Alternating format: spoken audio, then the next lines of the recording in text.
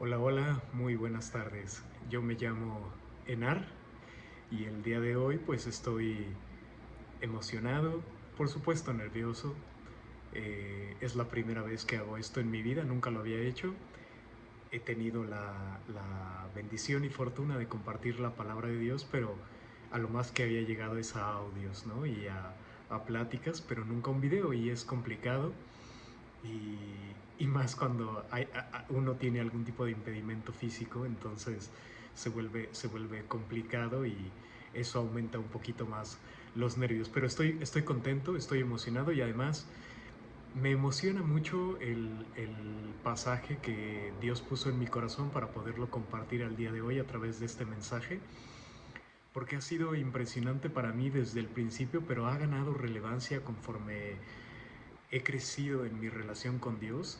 Y por supuesto lo digo como crecimiento porque yo he notado cosas que puedo relacionar y puedo ver en mí mismo como desarrollo, y no porque yo sea mejor, sino porque me acerco más a Dios. Y hay cosas que se vuelven muy claras cuando te acercas a Dios, entre ellas la humildad para reconocer que tu vida es muchísimo mejor estando a su lado, que tu vida es mucho más bonita cuando cuentas con Él, cuando lo conoces. Y eso me ha llevado a analizar la palabra de Dios desde diferentes contextos, hablando principalmente de mí, mi propio contexto y el contexto en el que estoy. ¿Qué me dice ahora la palabra de Dios? ¿Qué me dice este mismo pasaje? Y este pasaje es muy famoso, es un pasaje muy usado, y creo que desde la retórica romántica, desde el tema de palabras bonitas, me parece que sí, también es muy romántico, es muy bonito, es muy lindo, y me parece que es relevante. Este mensaje lo estoy basando en el libro de Números, capítulo 6, versículos del 22 al 27. Y a mi mensaje lo he titulado, así como viene en la Biblia Reina Valera, es la bendición sacerdotal. Y dice así la palabra de Dios. Jehová habló a Moisés diciendo: habla a Aarón y a sus hijos y diles: así bendeciréis a los hijos de Israel, diciéndoles: Jehová te bendiga y te guarde. Jehová haga resplandecer su rostro sobre ti y tenga de ti misericordia. Jehová alce sobre ti su rostro y ponga en ti paz. Y pondrán mi nombre sobre los hijos de Israel, y yo los bendeciré así. Amén. Esto es Números capítulo 6, versículos del 22 al 27. Y hay algo importante en lo que hemos encontrado ahora, a raíz de todo el estudio de la Biblia, que hay diferentes versiones, y estas versiones cambian un poquito el lenguaje, a veces con ayuda de el análisis que le hacen a la palabra de Dios en su idioma original, en el contexto en el que estaba, pues pueden ayudarnos con las variaciones en el texto y te da mayor claridad. A mí me gusta mucho también consultarlas porque te ayuda a hacer el versículo aún más rico de lo que ya es, lo cual es ya de por sí es casi casi imposible, pero la verdad es que entendiendo mejor el lenguaje y entendiendo mejor el contexto te ayuda mucho más a entenderlo. Y en este caso tenemos que el versículo 25 dice: Jehová haga resplandecer su rostro sobre ti. ¿Qué significa eso? Bueno, en los últimos estudios lo que nos dice es que esto significa que te mire con agrado. Me encanta, me encanta el tema de que Dios te mire con agrado, porque a la luz del Nuevo Testamento podemos ver cómo Dios puede de esa manera comportarse o describir así a cierta gente. Entonces, en este caso me gustaría, ¿en dónde podemos encontrar eso de parte de Dios sobre otras personas? Primero me voy a ir a Hechos, capítulo 13, versículos del 21 al 22, en donde habla sobre el rey David. Y dice así la palabra de Dios: luego pidieron rey, y Dios les dio a Saúl, hijo de Cis, varón de la tribu de Benjamín, por 40 años. Quitado este, les levantó por rey a David, de quien dio también testimonio diciendo: he hallado a David, hijo de Esaí, varón conforme a mi corazón, quien hará todo lo que yo quiero. Qué bonito, ¿no? Y bueno, sabemos que efectivamente el rey David, lo podemos leer también, esto mismo de alguien conforme al corazón de Dios, lo leemos también en Primera de Samuel 13. Y efectivamente David era alguien que Dios escogió, y que era alguien que estaba conforme a su corazón, y a mí me hace pensar que eso le agradaba a Dios, que a Dios le agradaba esta persona. Y luego vemos todo lo que David hizo, todo lo que él significó, y las victorias que tiene, la muy famosa sobre Goliat, como él orgulloso decía: ¿cómo se meten? ¿Cómo van a permitir que esta persona, ¿no?, infiel, eh, eh, eh, eh, eh, hable así de nosotros, se hable así de Dios? Y él es el quien se encarga de derrotarlo. Y no tenía realmente, pues, esta potestad física de alguien vencedor de gigantes, pues no, él era un pastor de ovejas, y ganó la batalla sobre un gigante que tenía una espada que pesaba muchísimo. Le ganó con una honda y una piedra, y esto es por gracia y amor de Dios, para que Dios hiciera su voluntad sobre él. Entonces, bueno, ahí tenemos a alguien que probablemente tenía esa bendición.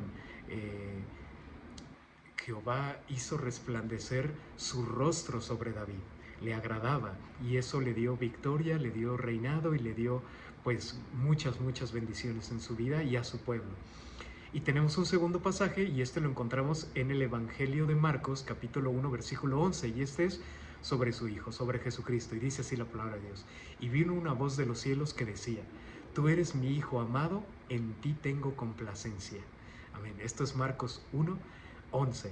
Y bueno, de él definitivamente tenemos al varón perfecto, y es a quien anhelamos parecernos. Es sin duda alguna algo que en lo que confiamos, y es la obra de Dios, y el que lleguemos cada vez más y nos parezcamos mucho más a la estatura de este varón perfecto, de este Hijo de Dios único, que no conoció el pecado, que él no pecaba, él nunca cometió eso que tanto nos aterra a nosotros, que tanto nos estorba a nosotros en nuestra relación con Dios y en nuestro bienestar, el pecado, este mundo corrompido constantemente. A él no, él era un varón perfecto, Hijo de Dios, en el que el Señor tenía complacencia.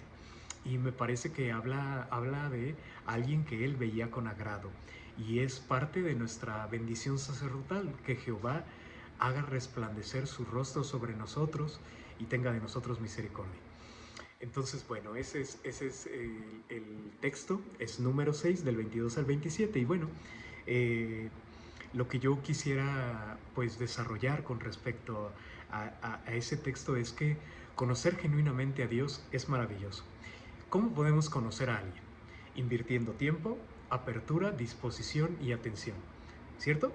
Es así, o sea, hay que poner de nuestra parte, hay que hacer algo con otra persona, ya sea alguien conocido o alguien no conocido, pero si queremos realmente conocerlo, si queremos saber realmente quién es, qué le gusta, qué le atrae, qué le mueve, qué no, tenemos que invertir, y se tiene que invertir tiempo, disposición, apertura, atención. Y de la misma manera es así como podemos conocer a Dios, invirtiendo. Hay que invertir tiempo, hay que invertir atención, hay que ponerle ahí disposición, apertura, hay que buscarlo. Él se ha revelado a nosotros. Contamos con la creación en su totalidad, la hermosa naturaleza, la Biblia, que nos deja saber quién es Él y qué desea.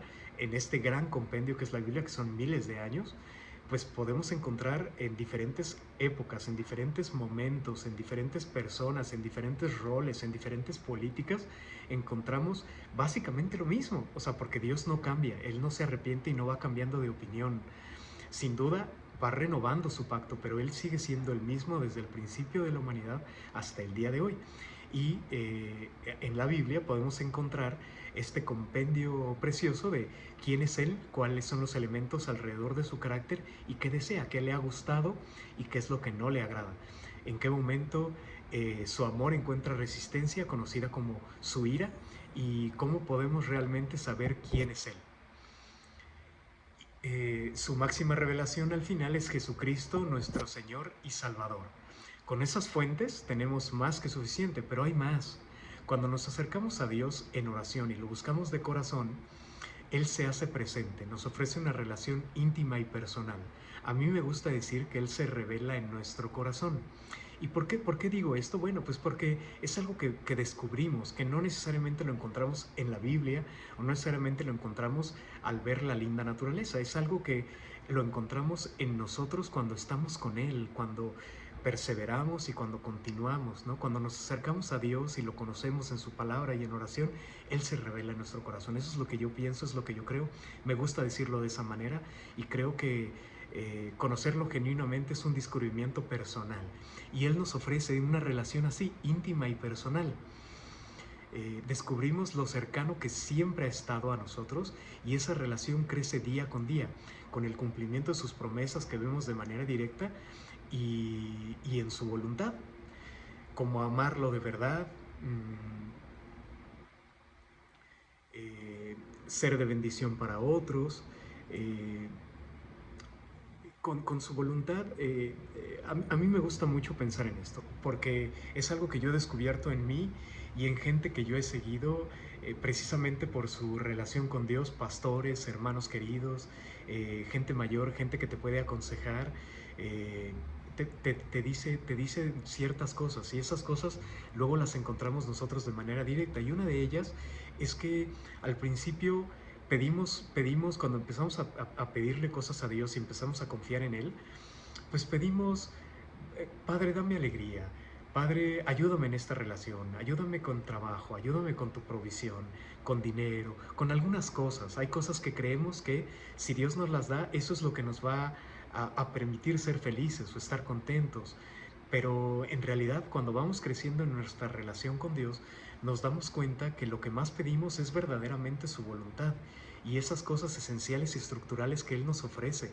Por ejemplo, amarlo de verdad, ser de bendición para otros, lo que me lleva justamente a este mensaje, que es la bendición sacerdotal. O sea, pedimos que nos guarde, pedimos que nos bendiga, que además pedimos eso de que Dios nos guarde y nos bendiga, lo pedimos mucho para otros. Pedimos que nos mire con agrado, pedimos su compasión y su paz, descrita por Pablo en una de sus cartas de esta manera. Y la paz de Dios, que sobrepasa todo entendimiento, guardará vuestros corazones y vuestros pensamientos en Cristo Jesús. Eso es Filipenses, capítulo 4, versículo 7. Y de ahí la importancia de un mandato del Señor a Moisés y a Aarón y a su familia en el Antiguo Testamento. Y quisiera volvérselos a leer. ¿Cuál es la bendición sacerdotal que está en Números capítulo 6, versículos del 22 al 27? Dice así: Jehová habló a Moisés diciendo: habla a Aarón y a sus hijos y diles: así bendeciréis a los hijos de Israel, diciéndoles: Jehová te bendiga y te guarde. Jehová haga resplandecer su rostro sobre ti y tenga de ti misericordia. Jehová alce sobre ti su rostro y ponga en ti paz. Y pondrán mi nombre sobre los hijos de Israel y yo los bendeciré. Qué bonito. Y pues bueno, este mensaje a mí me gustaría dividirlo de tres maneras. El tema al final es la manera en la que Dios nos pide que bendigamos a su pueblo. ¿Y por qué creo que ahora nos lo pide a nosotros? Porque bueno, en su momento se lo pide a Moisés como líder y profeta y a Aarón y a su familia como sacerdotes. Estos sacerdotes venían de una tribu del pueblo de Dios, los levitas, y ellos eran los que tenían este rol. Pero el día de hoy, que sería la división 2 de mi mensaje, es nuestro rol actual como sacerdotes, pues el Nuevo Testamento ahora nos da a nosotros esa posibilidad, nos da esa oportunidad. Y por último, la última edición es hablar única y exclusivamente de la paz del Señor. Entonces, bueno, la primera parte, Moisés fue elegido por Dios como líder. Y esto lo encontramos en el libro de Éxodo, capítulo 3, versículos del 9 al 12, y dice: el clamor, pues, de los hijos de Israel ha venido delante de mí, y también he visto la opresión con que los egipcios los oprimen. Ven, por tanto, ahora, y te enviaré a Faraón para que saques de Egipto a mi pueblo, los hijos de Israel. Entonces Moisés respondió a Dios: ¿quién soy yo para que vaya Faraón y saque de Egipto a los hijos de Israel? Y él respondió: ve, porque yo estaré contigo, y esto te será por señal de que yo te he enviado. Cuando haya sacado de Egipto al pueblo, serviréis a Dios sobre este monte. Ese fue Éxodo 3, versículos del 9 al 12.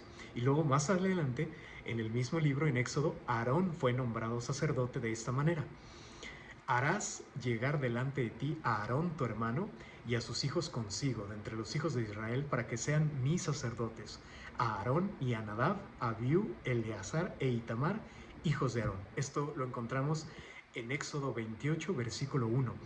Y pues bueno, por qué fueron nombrados de esta manera y por qué Dios le pide a Moisés y a Aarón que bendigan a su pueblo a través de la bendición sacerdotal que encontramos en Números?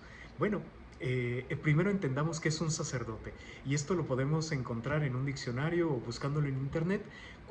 ¿Qué es un sacerdote y cuál es su función? Y encontramos esto de manera general. Los sacerdotes sirven a su comunidad religiosa enseñando la fe, dirigiéndoles, preparando y dando sermones, dirigiendo el culto y leyendo textos sagrados. Proporcionan guía espiritual y consuelo en momentos de aflicción y pueden organizar apoyo práctico para las personas. Con esta definición encontramos claridad en el rol que Dios les dio y cuál es el propósito que estableció para Moisés en su momento, para Aarón y posteriormente para nosotros. Este sacerdote tenía que facilitar el camino, facilitar la palabra, la interpretación, la orientación de Dios, porque no se trata que ellos tengan la palabra de Dios. La palabra de Dios la encontramos en su máxima revelación, la encontramos en la Biblia, la encontramos en Jesucristo. Sin embargo, bueno, el sacerdote tiene esta función de hacerlo más práctico, de ayudar a la gente. Entonces, yo creo que es un rol que hoy podemos pues adoptar fácilmente, porque nosotros el día de hoy, cuando conocemos a Dios, conocemos que tenemos incluso ese mandato de ir y hacer discípulos. Tenemos que facilitar y tenemos que llevar a la gente a Dios, a conocerlo de manera directa y facilitar el mensaje, interpretarlo mejor, con una nueva versión, con un nuevo lenguaje, en fin. No se trata de inventar algo, se trata de orientar y dirigir al pueblo de Dios a su palabra y a su verdadera revelación. Entonces tenemos esa función como sacerdotes, que ahora yo veo más como facilitadores, como guías, como consejeros, y me encanta. Y por eso esto me lleva a la siguiente parte de mi mensaje, que es nuestro rol actual como sacerdotes. En el Nuevo Testamento encontramos que ese rol ya no es solamente para los levitas, que era de donde venía Aarón, hermano de Moisés. Hoy es para todos aquellos que creemos, confiamos y nos refugiamos en Dios, que por su gracia nos salvó a través del sacrificio y resurrección de nuestro Señor y Salvador Jesucristo. Ya que nosotros tenemos esta posibilidad de haber conocido a Dios, pues ahora tenemos el mandato y la obligación de compartirla con otros, porque es uno de nuestros grandes propósitos como seres humanos. El primero a mí me parece que es corresponder al amor de Dios, pero otro definitivamente es por lo que Dios escogió un pueblo. No lo escogió porque ellos fueran especiales, los escogió a ellos simplemente para que ellos fueran de bendición para los demás. Y creo que hoy nosotros tenemos esa bendición de conocer a Dios para ser de bendición para otros, compartiéndoles sobre el mensaje de Dios, porque la bendición viene de Dios, no somos nosotros. La bendición es Dios y su gracia y su amor, y nosotros simplemente facilitamos ese mensaje, facilitamos, digamos, orientarlos al camino que es Jesucristo. Y vamos a leer la palabra de Dios para que veamos cómo es que encontramos este nuevo rol en nosotros. El primero lo leemos en Apocalipsis capítulo 1 versículos 5 y 6. Y de Jesucristo el testigo fiel, el primogénito de los muertos y el soberano de los reyes de la tierra, al que nos amó y nos lavó de nuestros pecados con su sangre, y nos hizo reyes y sacerdotes para Dios su Padre. A Él sea gloria e imperio por los siglos de los siglos. Amén. El versículo 6 dice, y nos hizo reyes y sacerdotes para Dios. Por supuesto, esto es para Dios. O sea, si somos sacerdotes, digamos, o tenemos este rol, es para Dios, es para su gloria y honra, sin duda alguna. Y ahora hay otro libro que es Primera de Pedro, y es el capítulo 2, versículo 9, y dice, mas vosotros sois linaje escogido, real sacerdocio, nación santa, pueblo adquirido por Dios, para que anunciéis las virtudes de aquel que os llamó de las tinieblas a su luz admirable.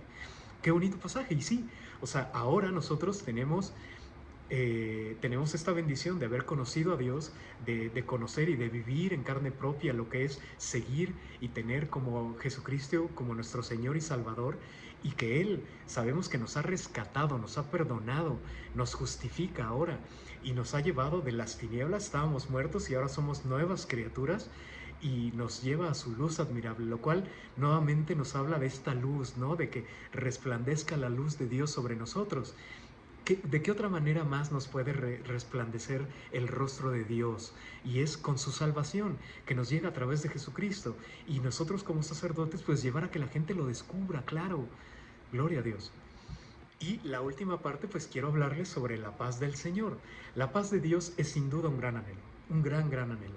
Cuando aprendemos que la verdadera paz solo viene de Dios, entendemos por qué fue con lo que Dios pidió que su pueblo fuera bendecido así. Hoy, cuando nos acercamos a Dios y nos gozamos por la paz que Él nos regala, nos deleitamos de verdad. Yo me acuerdo cuando era niño, leía este salmo de deleítate en el Señor, deleítate a sí mismo en Jehová, y yo decía, pues ¿cómo será este deleite? Pues bueno, hoy lo entiendo perfecto. Cuando tú entiendes esa paz que te da el Señor, te deleitas en Él, por supuesto, es maravilloso. Y Él se convierte, esa paz de Dios, ese deleite se convierte en nuestro deseo para todos. Leamos nuevamente el Nuevo Testamento con citas que nos ayudan a comprender la relevancia de la paz del Señor. Este primero lo encontramos en Juan capítulo 16, versículo 33, que lo hemos escuchado de muchas maneras, en muchos contextos y para muchas situaciones, porque dice, estas cosas os he hablado para que en mí tengáis paz. En el mundo tendréis aflicción, pero confiad, yo he vencido al mundo. Eso está en Juan capítulo 16, versículo 33. Y sí, o sea, Dios, el estar con Dios, el recibir esta bendición de Dios no significa que no vamos a tener problemas, que estaremos libres de dolor y que ya no va a haber nada que... No, no es así. Pero sí significa que seremos libres y que Él ya nos ha dado esta libertad y que nos va a dar paz. Incluso en medio de esa aflicción tendremos paz, lo tendremos a Él, y eso nos dará deleite, gozo y esta paz y alegría que Él pone en nuestro corazón. Y es con lo que Dios le pidió a Moisés y Aarón que bendijera a todo su pueblo, sin duda alguna, paz y alegría, sin duda. Y encontramos también en Segunda de Tesalonicenses, esta es una carta de Pablo, en el capítulo 3, versículo 16, y el mismo Señor de paz os dé siempre paz en toda manera. El Señor sea con todos vosotros, sin duda. Eso queremos que Dios, de que de esa manera Dios bendiga a todo su pueblo, con paz. Y recuerden que ese es otro nombre de nuestro Señor Jesucristo, el Príncipe de Paz. Entonces, bueno, vayamos a Dios, volvamos siempre a Él, perseveremos en su compañía, dirección y consuelo. Su paz no tiene comparación, la anhelaremos para nosotros y para los demás. Pidamos y esperemos esa paz del Señor. Él nos la dará porque nos ama, porque tiene planes de bien para nosotros y así ha decidido bendecirnos por siempre. Amén. Dios los guarde y los bendiga, hermanos.